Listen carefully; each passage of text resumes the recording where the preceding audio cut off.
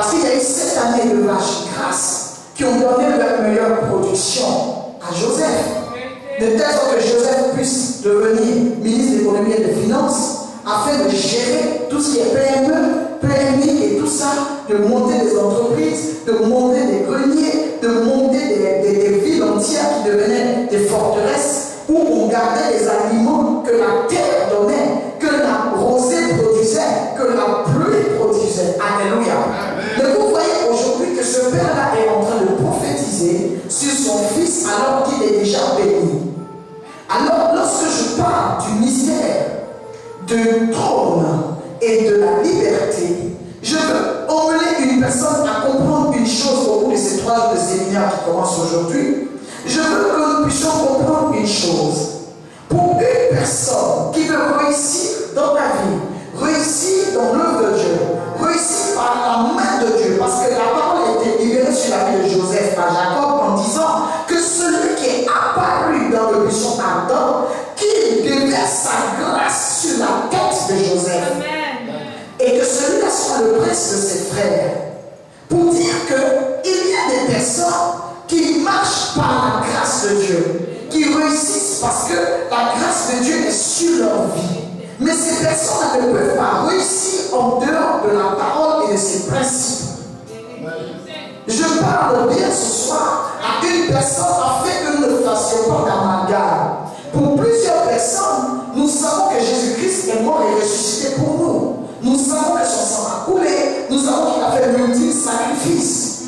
Mais plusieurs personnes se disent aujourd'hui que le fait que Jésus-Christ nous ait affranchis, nous rend libres de faire ce que nous voulons, même si ça crucifie encore Christ. Regardez les prophéties qui ont été annoncées. On a dit, Jacob dit que la grâce de celui qui est apparu dans le buisson Adam, celui qui est apparu à Moïse, que sa grâce reste. Amen. Là maintenant nous sommes dans Deutéronome. C'est dans Deutéronome qu'il parle de la grâce qui est apparue parce que Jacob a vécu avant Moïse. Et nous voyons les prophéties qui ont été annoncées sur les 12 tribus par Jacob. Mais quand nous allons dans le livre de Deutéronome, Jacob n'était plus là, mais la prophétie était restée. Et nous voyons maintenant Moïse qui avait reçu la visitation dans le buisson ardent, qui est en train de bonifier la prophétie, est en train de décortiquer la prophétie, est en train de disséquer la prophétie, est en train d'expliquer la prophétie. Pour dire à une personne que tu peux recevoir une prophétie aujourd'hui, tu n'es pas obligé de la comprendre aujourd'hui. Parce que Jacob a parlé de manière voilée en son temps à Joseph, mais ce sont les descendants de Joseph qui ont reçu des éclaircissements concernant la prophétie. Amen. Donc notre Dieu opère dans le temps. Dieu peut te dire aujourd'hui je vais t'élever. Et tu vois que la vie est contraire à l'élévation. Ce que tu vis, tu traverses est contraire à l'élévation. Ça ne veut pas dire que la prophétie ment. Mais il y aura un temps où ton Moïse viendra t'expliquer, malgré le fait que Jacob ait prophétisé que ce soit vrai mais que tu n'aies pas vu, Moïse viendra t'expliquer au moment opportun des choses claires. Dieu utilisera un temps clair pour t'expliquer la prophétie que tu ne comprends pas aujourd'hui. Mais il dit, lui, Moïse, que le Dieu qui s'est révélé dans le buisson ardent, que ce Dieu-là dépose la grâce sur la tête de Joseph et sa tribu. Amen. Joseph n'était plus au temps de Moïse, mais il y avait une prophétie sur la tribu. Amen. Le mystère de la prophétie, ce n'est pas une affaire d'aujourd'hui. La prophétie, ce n'est pas une affaire d'aujourd'hui. Nous sommes le combien? Le 7 novembre 2012. Ce n'est pas une histoire de mercredi 7 novembre 2012. La prophétie peut être donnée aujourd'hui, mais il y a des prophéties, je vous dis, de court, de moyen, de long terme, comme des connexions. Et dans le mystère de la prophétie, il y a aussi le mystère de l'accomplissement progressif. Dieu t'a dit tu vas être élevé, mais tu ne sais pas par où passer. Même les combats que tu traverses aujourd'hui sont en train de te conduire vers la prophétie. Les combats que tu traverses aujourd'hui sont en train de te conduire. Dieu te dit tu auras un enfant. Tu prends le plaisir en allant avec ton mari ou ton conjoint pendant qu'il te féconde. Mais pour que cet enfant tu as été fécondé, puisse sortir, il y a des douleurs de l'enfantement. Tant que tu ne passes pas par là, il n'y a pas d'enfant. Et quand tu as les douleurs de l'enfantement, c'est clair que c'est pour que tu aies l'enfant. Donc la prophétie est sortie, mais pour qu'elle s'accomplisse, le parcours peut ne pas être agréable. C'est ce que je veux faire comprendre à quelqu'un ce soir. Le parcours de l'accomplissement de la prophétie n'est pas forcément agréable. C'est pour cela qu'on dit que la prophétie commence généralement par son contraire. Elle n'est pas forcément agréable. Parce que pour vous, lorsque Dieu prophétise, ça doit partir sur des roulettes. Ça doit s'accomplir sans effort. S'accomplir dans un canevas que vous avez déposé, que vous avez installé. Mais vous ne connaissez pas le mode d'emploi du produit, même si le produit vous appartient aujourd'hui. Tu as une télévision, tu dois avoir la notice de la télé. Savoir comment elle fonctionne. Parce que le fait que ce soit des appareils électroménagers, que ce soit des télévisions, ne s'allume pas de la même manière et du même côté. Nous prenons un exemple simple. Nous avons la télévision ici. Il y a des télévisions qui s'allument directement, il y en a qui s'allument en face, il y en a qui s'allument sur le côté. Et généralement, quand tu ne sais pas l'utiliser, le fait qu'elle ne s'allume pas, pour toi, elle est gâtée. Pour toi, elle est endommagée. Mais il y a une personne qui viendra te montrer les mystères qui sont cachés dans la télévision. La personne va appuyer quelque chose et automatiquement tu vas voir les images sortir. Ta prophétie a des images. La Bible dit qu'elle marche vers son terme. Ça veut dire qu'elle a des pieds, elle est fonctionnelle. Mais c'est parce que tu ne laisses pas le temps à la prophétie de se révéler à toi et tu ne laisses pas aussi la prophétie se développer en toi. Le trône et la liberté. Tu te demanderas, mais qu'est-ce que ça a à voir avec le thème? Je vais quelque part. Je vais t'expliquer précisément des choses aujourd'hui. Écoute-moi bien. La prophétie qui a été annoncée sur Joseph était une prophétie sous-entendant qu'il allait, ses descendants allaient avoir l'habitude de se débattre sans soutien. La Bible dit que les archers l'ont poursuivi par leurs traits. Ils ont essayé de lui donner des embuscades, de lui faire du mal, mais il s'est relevé, il est devenu le prince. Ça veut dire qu'il y a des personnes qui réussissent, qui se développent, qui percent, qui impactent sans aide. Et Dieu leur impose dans leur destinée, dès qu'il les a aidés à se réaliser, malgré le fait que les gens ne les soutiennent pas, il impose dans leur destinée que ceux qui les ont abandonnés viennent encore bénéficier de leur grâce. C'est pour cela qu'on a parlé de tout ce qui allait arriver de bon à Joseph, mais à la fin, on a dit qu'il est le prince de ses frères. Ça veut dire que malgré tout, il a toujours contact avec ses frères. La finalité, il sera établi et il sera obligé de donner ce qu'ils ne l'ont pas aidé à avoir. C'est dans sa prophétie. Mais c'est bien beau de vouloir le miracle, vouloir la grâce, vouloir la délivrance, vouloir être grand, vouloir s'asseoir sur le trône. Mais il y a des mesures d'accompagnement du trône. Il y a des commandements accompagnés au trône. Il y a des interdits du trône. Il y a des personnes que Dieu ne donne, à qui Dieu ne donne pas le trône. Parce que pour les gens, être sur le trône, c'est avoir la suprématie, c'est vrai. Donc être libre. Je vais dire à un chrétien qu'effectivement, lorsque Dieu nous élève, lorsqu'il nous bénit, lorsqu'il nous restaure, lorsqu'il nous équipe, c'est que nous soyons indépendants, mais que nous ne soyons pas indépendants de sa parole. Dieu va tout te donner. Dieu va te bénir, il va te poindre, mais il ne te pointe pas pour que tu te débarrasses de lui. Il ne te pointe pas pour que tu deviennes son roi. Il te pointe pour que tu sois roi sur tes frères, roi dans une entreprise, que tu sois établi dans un ministère, que tu sois le meilleur prédicateur ou la meilleure prédicatrice même de la nation, de ton continent, même de la terre entière, reconnue officiellement, mais il ne te rend pas roi sur son royaume. Mais tu es un roi dans son royaume, mais tu ne deviens pas roi établi sur son royaume. C'est-à-dire que toi, tu es au-dessus même de Dieu parce que Dieu t'a élevé. Non. On dit Joseph sera établi sur ses frères, mais on n'a pas dit qu'il sera le roi de ses frères. On a dit qu'il sera le prince de ses frères. Il faut connaître les limites de ton élévation concernant le royaume.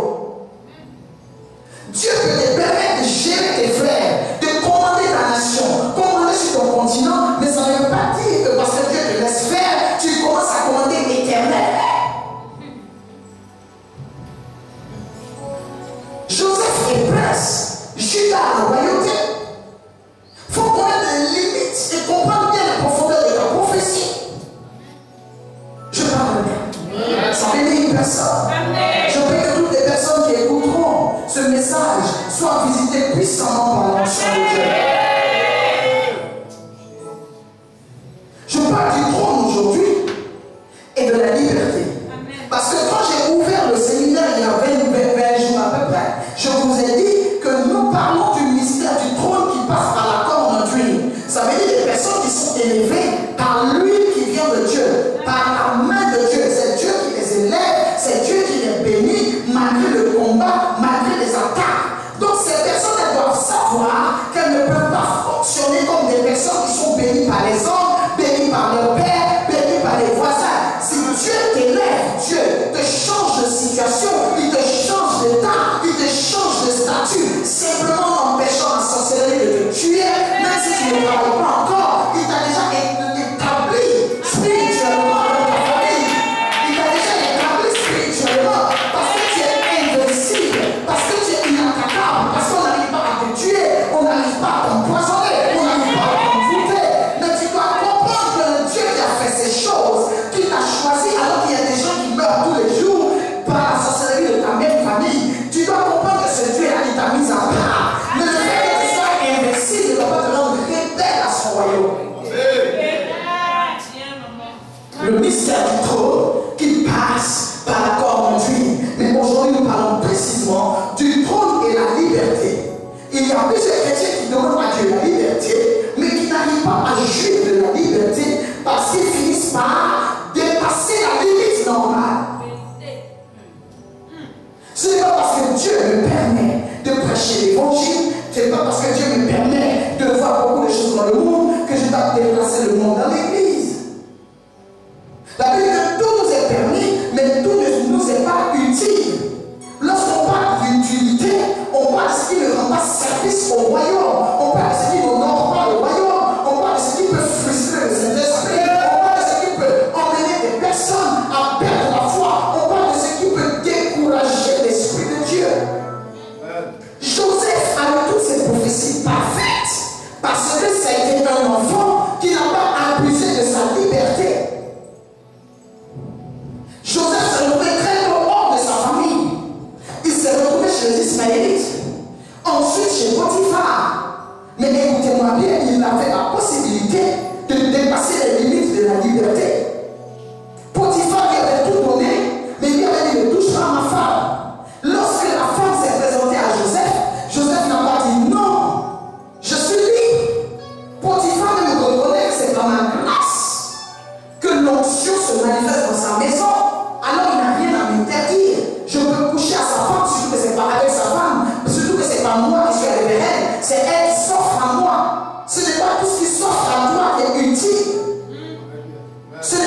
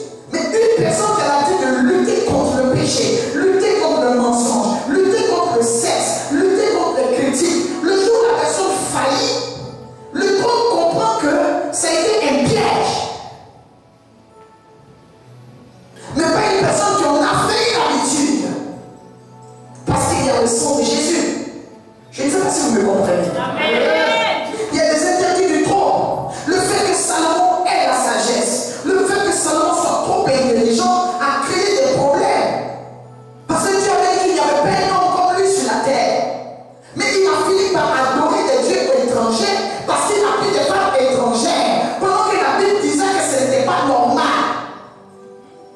Le trône de la liberté. Il était assis sur le trône, mais il a créé des dégâts restant assis sur ce trône-là. C'est à partir de lui qu'on a divisé Israël en deux. Jusqu'aujourd'hui, toute la guerre que vous voyez qu'ils sont en train de faire, ça a commencé depuis là-bas. Il y a des actions que Salomon a posées qu'aujourd'hui le peuple paie. Parce qu'il était sur le trône. Il a introduit des choses que personne ne pouvait l'empêcher d'introduire parce qu'il avait la liberté d'introduire. Il y a des choses que nous pouvons faire, mais ça ne nous arrange pas parce que nous ne sommes pas n'importe qui. Nous sommes des personnes qui visons le trône ou qui sont déjà assis sur le trône. Il y a des interdits du trône. Le trône est la liberté. Et c'est des mots qui reviennent généralement dans le monde en ce moment. On parle de liberté partout. Nous prenons le livre de Luc 15, à partir du verset 11. Vous allez comprendre les choses que j'explique. Luc 15, à partir du verset 11, rapidement. Il dit encore, Oui. un homme avait 2 fils. Oui. Le plus jeune dit à son père, mon père, donne-moi la part de bien qui doit me revenir. Et le père leur partagea son bien. Peu de jours après, le plus jeune fils, ayant tout ramassé, partit pour un pays éloigné où il dissipa son bien en vivant dans la débauche. Lorsqu'il eut tout dépensé, une grande famine survint dans ce pays. Et il commença à se trouver dans le besoin. Il alla se mettre au service d'un des habitants du pays, qui l'envoya dans ses champs garder les pourceaux. Amen. Nous allons aller étape par étape. La parole te fait du bien. Amen. Mais que ça ne m'empêche pas de dire Amen. Amen. Dieu parle de la parole du fils perdu. Amen. Plusieurs hommes de Dieu ont prêché sur le mystère du fils prodigue. L'enfant prodige, alléluia. L'enfant prodigue plutôt, qui pensait bien, il parle de la vie de la fortune et qui revient. On nous a révélé le fait que Jésus récupère tous ceux qui partent, qui reviennent. Mais écoutez-moi bien, l'enfant prodigue, c'est vrai, est revenu. Mais n'oublions pas que l'enfant prodigue a traversé des souffrances, justement à cause de sa quête de liberté. Les versets que nous lisons sont profonds et selon chaque appel et selon chaque ministère que Dieu donne, il donne la révélation de ce verset. Les personnes qui vous parlent du sang de Jésus vont prêcher certaines choses, les personnes qui vous parlent des finances vont prêcher autrement, mais pour nous qui parlons de l'impact, de la délivrance et de la foi, du réveil spirituel, nous comprenons des choses cachées à l'intérieur. Alors je pourrais la parler de la liberté, de la repentance et du salut, que je vais développer pendant quelques minutes avec vous, au travers simplement de ce texte-là. Nous aspirons au trône, mais nous n'avons pas besoin aujourd'hui de monter au trône si nous ne comprenons pas qu'il y a des choses que nous ne pourrons pas faire malgré que nous ayons le trône. Parce qu'aujourd'hui tu veux ta liberté, tu pries pour le mariage, tu pries pour le travail, tu pries pour l'explosion, mais c'est pour en faire quoi au juste? Cette liberté que tu recherches tant, cette liberté que les chrétiens recherchent tant, pour la plupart cette liberté les emmène en dehors de l'évangile. Cette liberté les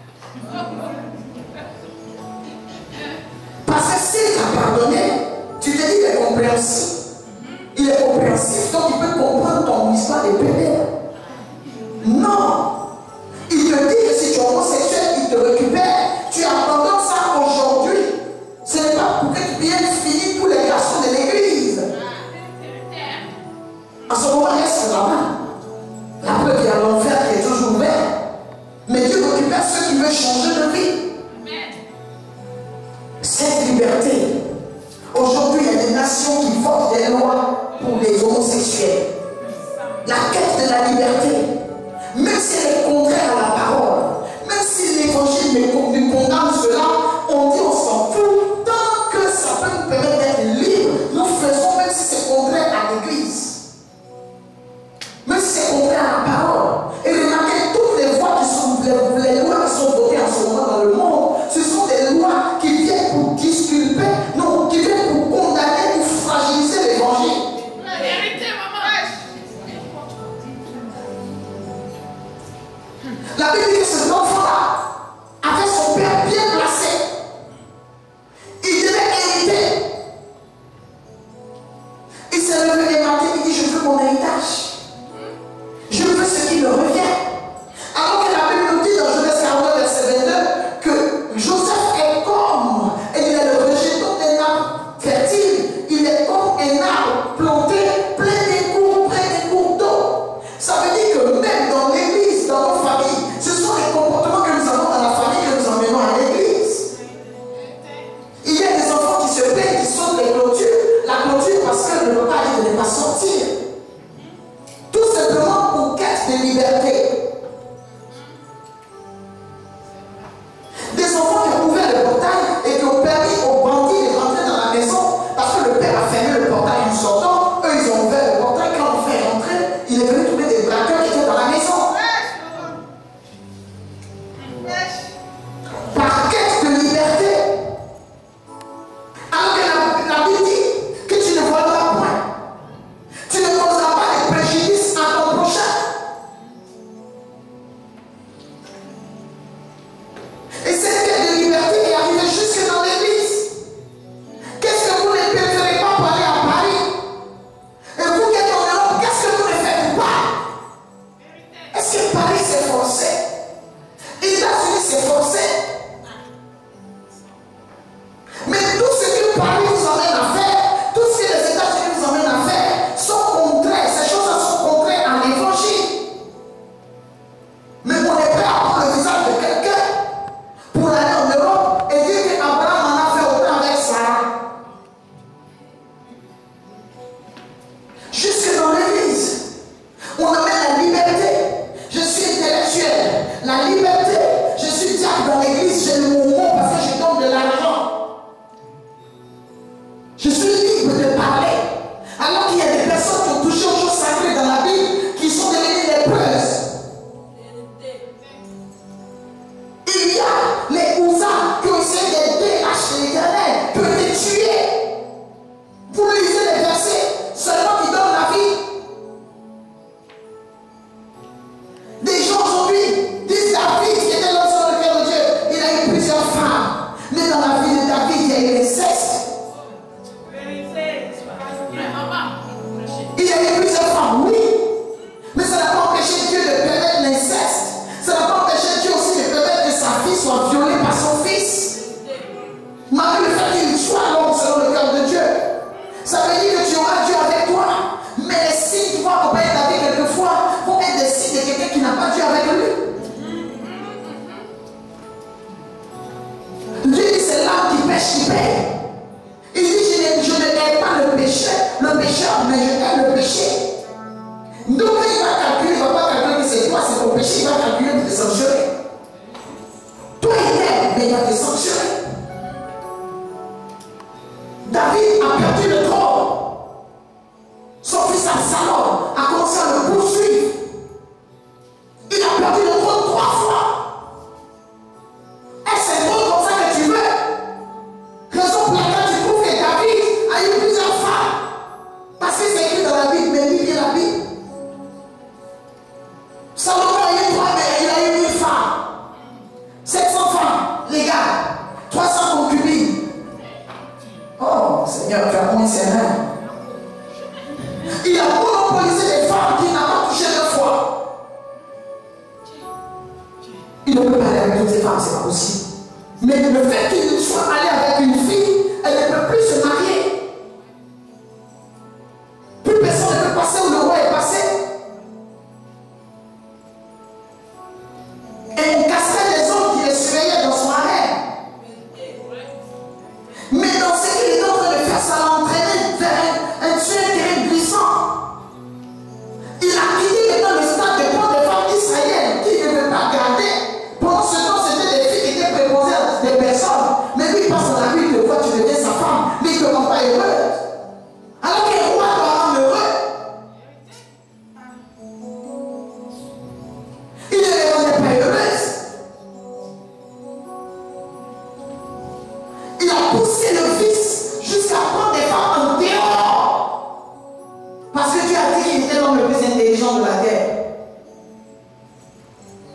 Mais quand nous voyons la fin de la vie de Salomon, Salomon n'est pas mort heureux. Dieu ne l'a pas éjecté du trône parce qu'il avait libéré la parole, la promesse à David. Mais quand il est parti, quand il est mort, il était mort en frappant le cœur de Dieu de tristesse. C'est une vérité qu'il faut qu'on dise. Alors ce n'est pas parce que tu vois des hommes puissants de la Bible qui ont fait des choses que ça doit être un prétexte. Salomon n'a pas vécu au temps de Jésus. Mais toi, tu es encore plus offensant quand tu fais ça, alors que Jésus est venu pour rétablir l'ordre. Revenons à l'enfant prodigue. La Bible dit que cet enfant a réclamé son héritage. Je veux ma liberté. Ça se passe dans des familles. Pour gazer. Ça se passe dans des familles. Parce que le parent est très strict. On ne monte pas à telle heure, on ne sort pas à telle heure. Non, je veux ma liberté, je suis fatigué. La liberté que tu veux, ce sont les factures que tu fuis aujourd'hui. La liberté que tu veux, c'est le loyer à payer que tu fuis aujourd'hui. La liberté que tu veux, c'est les problèmes de repas, de nourriture. C'est ça la liberté. Alléluia. Il a dit à son père, je veux mon héritage. Alors que, pour que cette branche s'élève au-dessus de la muraille, il faut qu'il soit planté près. Je vais ouvrir maintenant la parenthèse du mystère des chrétiens dans l'église qui quitte le mentor, quitte le père spirituel, pendant que ces branches ne sont pas encore solides. Les chrétiens ne sont pas fermés, qui sont impulsifs, qui voient le temps d'aujourd'hui. On a dit ces branches s'élèvent, donc ça veut dire que c'est au fur et à mesure, c'est un processus. Tu ne deviens pas riche un coup, tu ne deviens pas milliardaire un coup. Les branches s'élèvent. Genèse 49, verset 22. Les branches de Joseph s'élèvent. C'est-à-dire que c'est une action évolutive. Ces branches s'élèvent au-dessus de la muraille parce qu'il est planté près des cours d'eau. Cet enfant a décidé de se déconnecter du cours d'eau. Il dit, donnez mon héritage. J'ai fait ma vie. Je vais quitter la maison. Je vais partir. De la maison, papa dépense son argent. Moi, je suis prêt à dépenser. Mais il ne sait pas que quand on est planté près du cours d'eau, on ne taille pas. On ne sèche pas. Il a demandé l'héritage, pas pour aller travailler. Il a demandé l'héritage, pas pour aller produire, donner des fruits, mais il a demandé l'héritage pour vivre des fruits de son père. Il y a plusieurs enfants même dans l'église qui voient le leader prêcher, qui voient le leader s'habiller, qui voient le leader sentir bon, qui voient le leader changer de voiture, qui veulent construire des églises pour ça. Écoute-moi bien, on n'a pas besoin de prêcher l'évangile pour porter ce haut-là. Il est vendu en magasin, un directeur de société peut l'acheter, une directrice peut l'acheter, une fille qui a de l'argent peut acheter ce haut sans être pasteur. Tu n'as pas besoin de me combattre pour ouvrir un ministère pour t'acheter ça. Tu n'as pas besoin de me combattre pour porter les bottillons, pour faire une coupe comme ça. Tu n'as pas besoin de dire non, il faut que moi je devienne prophétesse pour me coiffer comme maman faveur. Non. Tu peux rester près du cours d'eau et évoluer. Les gens ne savent pas que celui qui s'est réveillé dans le buisson ardent bénit des personnes. Nous sommes bénis parce que nous avons accepté de vivre le mystère du buisson ardent avec Dieu. C'est un emploi que j'ai, c'est un travail. Si j'allais au travail en dehors de l'église,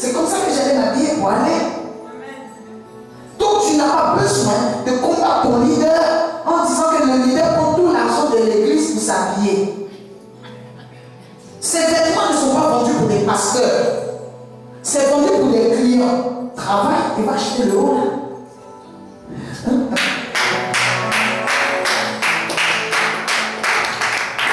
Alléluia. Cet enfant voyait son papa vivre. Il dit, moi je veux vivre comme mon papa. Mais je veux ma part d'héritage. Et c'est ça le problème de la déconnexion précoce. Des gens qui partent parce qu'ils ont déjà reçu lui, selon eux. Des personnes qui disent, on a reçu l'onction, on a déjà prophétisé sur moi. L'onction est sur moi. Le trône est la liberté. Est-ce que Dieu est vraiment en marque de bénédiction? Il faut qu'il y ait un colloque international sur ce sujet. L'Église se plaint aujourd'hui d'un Dieu qui n'agit pas. Non, Dieu agit, mais maintenant il ne réagit pas. Parce qu'il a déjà agi dans ta vie. Tu n'as pas encore reconnu les bienfaits que tu as déjà reçus de lui. Donc quand tu l'invoques maintenant, il ne réagit pas. Parce qu'il a déjà agi. Amen. Ou bien ta réaction à son agissement fait qu'il ne réagit pas. L'enfant dit, je veux mon héritage. La Bible dit que le Père n'a rien dit. Il l'a laissé faire. Et notre Père a dit, je ne peux pas. Je n'ai rien à te donner. Le Père a accepté.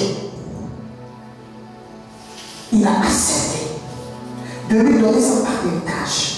La Bible dit que quelque temps après qu'il ait reçu sa part, il est parti de la maison. Plusieurs chrétiens, lorsqu'on parle du trône et la liberté, reçoivent simplement des prophéties, reçoivent des signes, précurseurs, annonciateurs de la pluie. Le vent, quand il souffle, tout le monde sait qu'il annonce la pluie. Les nuages annoncent la pluie. Des fois, les chrétiens pensent que la pluie est déjà arrivée dans leur vie. Ce n'est pas encore la pluie. Ce sont des signes annonciateurs. Un vent de grâce passe. Tu as eu 500 000. Pour toi, tu es déjà béni. Les nuages commencent à se positionner. Tu as eu un emploi, on va te payer 450 000. Pour toi, c'est fini. Non. La pluie qui devait descendre sur toi est plus que ça. Amen.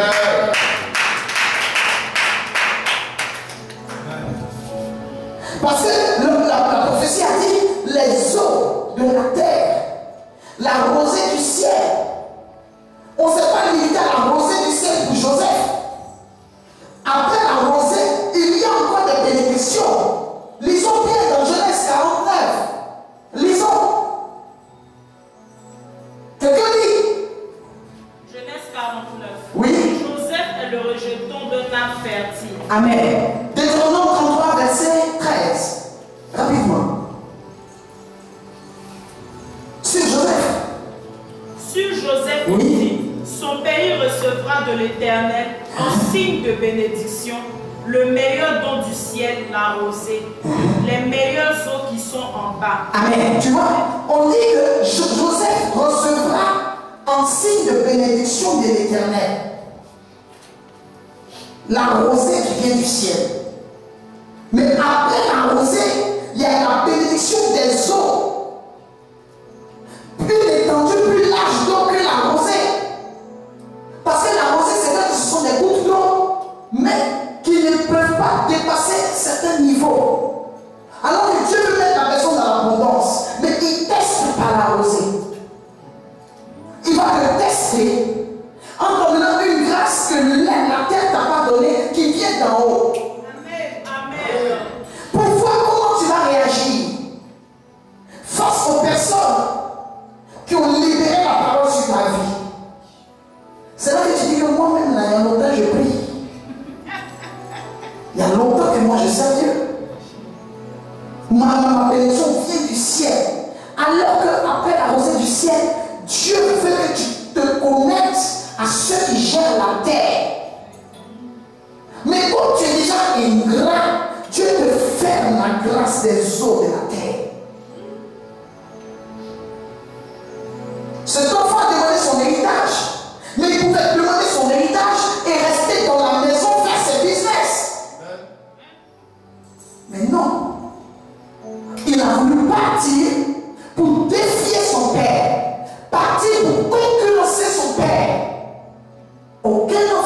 spirituel qui part de la maison de son père sans bénédiction ne peut être béni. C'est qu'il a touché à quelque chose. C'est qu'il a touché à quelque chose. Je ne peux pas quitter la vie de mon père spirituel en scandale, en ingratitude et que je dise que Dieu me bénit. C'est faux.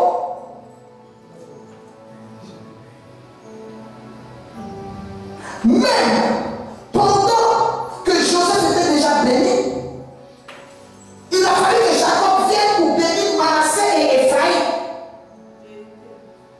Encore besoin de la parole du Père.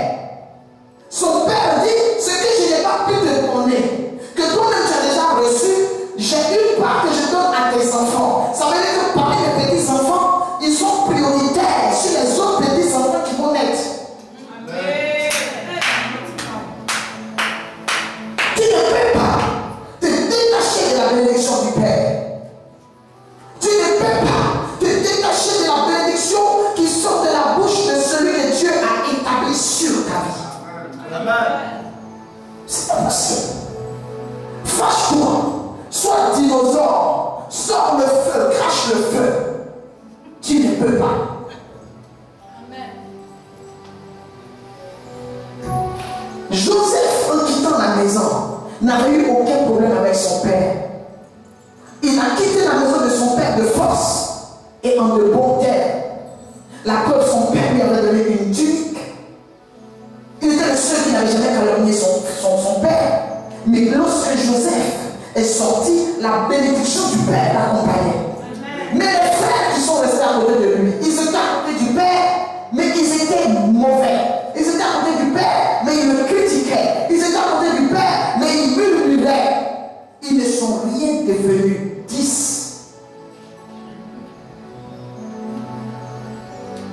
Alors, on ne peut pas se détacher de la source. Même quand Moïse parle, il dit sur la descendance de Joseph que celui qui a apparu au buisson ardent, c'est-à-dire moi, Moïse, le Dieu qui s'est révélé à moi, que ce soit lui qui opère dans la vie de ses enfants. Le Dieu qui s'est révélé. Le Père n'a pas eu la grâce. Le chef de la tribu n'a pas eu la grâce de recevoir un genre de prophétie avant de s'accomplir. Il a offert son Dieu à cette tribu qui a été lésée un jour. Alléluia. Cet enfant demande sa richesse. Son père lui donne. La Bible dit quelques temps après, il part de la maison. C'est un travail chrétien. Quelques temps après la bénédiction, les chrétiens partent de la maison. La Bible dit qu'il avait fait la vivace. Il est sorti maintenant vivre. Les chrétiens, plusieurs parmi vous, voulez être indépendants, avoir votre maison pour ne plus jeûner. On va partir.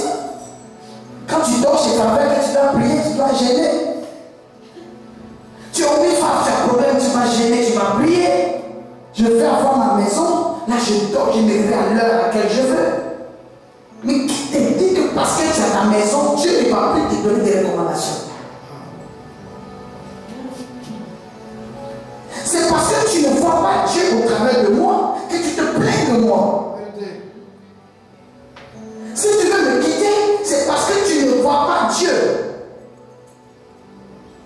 Si tu voyais Dieu, tu aurais compris que même quand tu allais chez toi à la maison, Dieu allait venir te donner des instructions de jeûne. Il va te donner des instructions de prière. Le père lui donne l'héritage, il part de la maison. La Bible dit qu'il dépassa son argent pour chez les prostituées. Plusieurs d'entre vous aujourd'hui voulaient des voitures, c'est pour aller voir les prostituées. Les filles d'Abidjan, à qui vous parlez aujourd'hui, qui ne vous écoutent pas parce que selon vous, vous n'avez rien. C'est pour les prendre dans ces voitures-là. Pour leur prouver que c'est vous. Vous voulez de l'argent pour les emmener à l'hôtel. Vous voulez des costumes pour coucher avec elles. Vous voulez que Dieu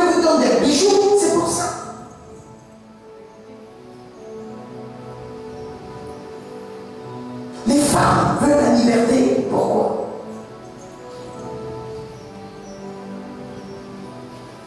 L'ennemi va toujours te faire croire que où tu es n'est pas bon. L'ennemi a commencé à parler dans la tête de cet enfant. L'enfant prodigue. De Luc 15 à partir du verset 11. Je veux mon héritage. Et quand les enfants arrivent à ce stade-là, ils sont intraitables. C'est pour ça que le Père n'a pas voulu l'histoire, il l'a libéré. Vous voulez la liberté, vous voulez le trône, c'est pourquoi Dieu va vous donner la vie là. Vous allez écouter Dieu encore. Vous allez écouter Dieu encore. Acclame Dieu.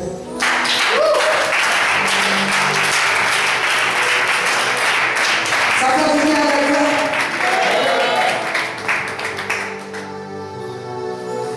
Le plus jeune fils ayant tout ramassé, parti pour un pays éloigné. Lorsque l'enfant spirituel, ou celui qui a la prophétie d'explosion, lorsqu'il est décidé à partir, se déconnecter de la source, je vous assure, quand il part pour ne même plus avoir de contact. Il se débranche de ses frères spirituels, il se débranche de sa communauté, il se débranche, il s'éloigne totalement. On dit que le rejeton de nappe fertile, pour que ses branches s'élèvent afin qu'il dépasse la muraille, il doit être prêt. Même si tu es indépendant. Moi, je suis indépendante dans mon ministère. Je suis indépendante dans mon église. Mais j'ai mon père spirituel à qui je me réfère. Aujourd'hui, je ne suis pas à la maison mère. J'ai mon ministère. Mais je ne vais pas écarter mon père spirituel. Prendre ma part d'héritage, c'est-à-dire la grâce que j'ai reçue de son ministère, et puis couper avec lui.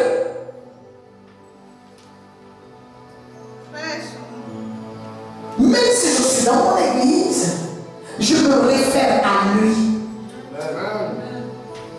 Je l'appelle. Comme même Maurice Lolo le disait en Côte d'Ivoire, il disait chez nous, il dit s'il n'y a que les francophones qui n'ont pas de source, tu vas voir un pasteur qui n'a pas de père spirituel. Écoutez-moi très bien, serviteurs et servantes de Dieu. Certains disent que ne pas avoir de père spirituel, c'est normal. Ce n'est pas normal, tu apprends quoi auprès de qui? Bon, si je ne veux pas connaître son père spirituel, non, c'est mon tuteur. Au moins, que tu es un tuteur. Même si tu veux aller en Europe, on va te demander tu vas chez qui peut prendre les responsabilités des dégâts que tu peux causer.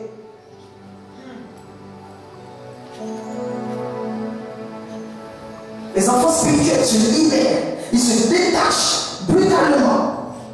Rare que tu vois un homme de Dieu en train de parler et qui parle de son père spirituel. Mais nous souhaitons que nos enfants nous citent un exemple. Nous souhaitons que nos pasteurs, nos disciples nous citent un exemple. Nous souhaitons qu'ils nous honorent. Le trône a certains mystères.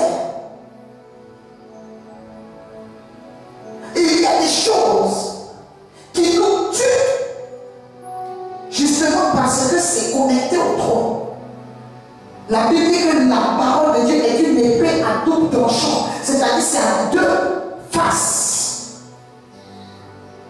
Quand tu fais ça, il y a ça devant toi. Quand tu pointes du doigt comme ça à quelqu'un, il y a ce pouce-là qui te regarde. Alléluia. Ça fait du bien à une personne. Que le nom de l'Éternel soit béni. Et regardez, cet enfant a pris son bien sans bénédiction. Alors qu'un enfant, quelque part dans le livre de roi, qu'on appelle Élisée, s'est connecté à un prophète, s'est connecté à un mentor, s'est connecté à un homme de Dieu et qui a veillé à ce que la dernière image que son père spirituel est de lui, c'est un enfant.